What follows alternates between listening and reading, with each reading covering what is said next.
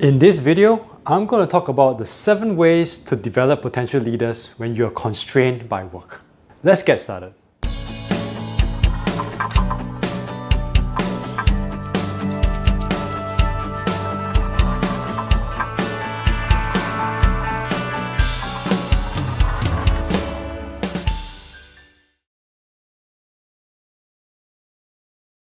Developing potential leaders has to be one of your priorities at work, especially as a leader of your own team, because everything rises and falls on leadership. Now, it's a convenient excuse to say that you have other things that are more important to do than developing potential leaders. Well, sometimes there is, but most times it's not. In most cases, it comes down to priorities, time management, and delegation. So it's not a case of not having time, but really making time. And the more leaders you have in your team, the more of the workload that they can take on. When that happens, it means that you can make yourself redundant, focus on other things that are more important to you or of greater interest to you, and that the team will run smoothly without you. Therefore, developing potential leaders in your team starts with you accepting that it is your responsibility and that you have to make it a priority to do so. Now that we have accepted that developing potential leaders in your own team has to be one of your priorities, let's look at the excuse of being constrained by work. You see, the reality is that we're not constrained by time because everyone gets the same 24 hours. Rather, we need to think about it as priority or resource constraints. Priority constraints means that in certain times, there may be things more important than focusing on developing potential leaders in our own teams. Resource constraint could mean a lack of knowledge, opportunities, or financial resources. And therefore, we need to take a good look at what we are really constrained at, so that then that frames our thinking on how we can get around it. For now, I'm going to be focusing on time constraint and sharing with you some ways that we can get around it. 1. Schedule time to develop your potential leaders. 2. Track your time so that you know where it's going to. 3. Delegate more so that you free up your time for other things. We'll talk more about that later. 4. Say yes to opportunities that can help develop your potential leaders. Be mindful or be prepared to say no to other people's agendas. 5. If scheduling blocks of time to develop potential leaders sound daunting to you, then consider creating coachable moments. More on that to come. If you like the content that you see so far, make sure you hit a like, subscribe, and leave a comment in this video. It helps me to grow the channel. Thanks. In an ideal workplace, leaders at all levels will be dedicating time to develop potential leaders. But the reality is far from that. Since we are talking about how we are constrained by work when it comes to developing potential leaders, why don't we use the work itself? You can start by showing them, especially your potential leaders, what you actually do as a leader of the team.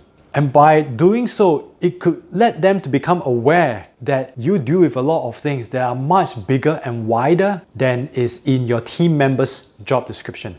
That awareness of how a leader speaks, take action, and make decisions could very well be the spark that starts that awareness and development in your potential leaders. And so when you have team members who are interested in what you do, then you can give them the opportunity to shadow you.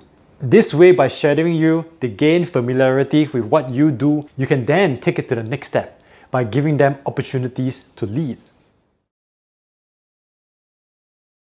We just talked about how you can use yourself as an example for your potential leaders with the work that you do. Allow them to be familiar and then give them opportunities to exercise their own leadership. Whether it's giving them opportunities to exercise their own leadership or those potential leaders are shadowing you, here are 5 steps that you can take to help them get the most out of those opportunities or when they are shadowing you. 1.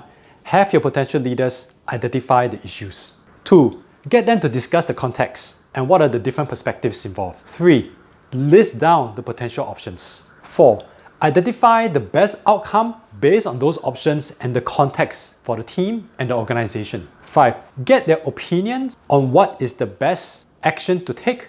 By taking this 5-step process, if your potential leaders are shadowing you, they will be involved in most of the work. And then that leaves you with the opportunity to focus more on making the final decision. If it is an opportunity where your potential leaders are exercising their leadership somewhere else, it still puts you in a position to be able to support their journey. To close off this point, I would say that your encouragement is really important to their leadership journey. Think back to the time when you were first starting on your leadership journey. Someone or probably a few people encouraged you along the way, and that kept you going. Now you are in a position to do the same. And like I said before, your encouragement could very well be that one factor that keeps your potential leaders going.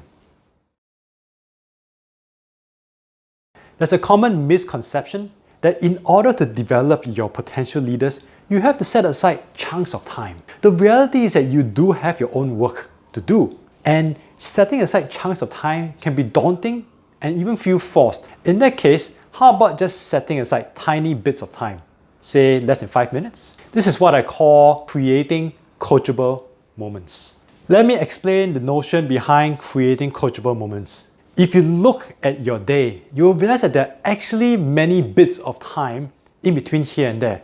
For example, before and after work, during meal times, during coffee breaks, at the moments when you're at their desk or when your potential leaders are at your desk. These moments might seem small, but they actually do add up. The best thing of all is that these bits of moments don't make you feel forced that you are setting aside time to develop your potential leaders. Take the moments under 5 minutes to impart that one specific and relevant lesson to your potential leaders. And like I said, these moments add up.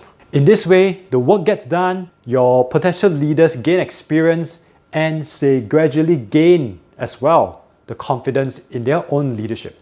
So back to the concept of creating coachable moments, it's really more of an add-on to step 4. If you have your potential leaders shadowing you in the work that you do, then you can use the work to develop them. And that's where that 5 steps process, which I shared earlier in step 4, is really helpful.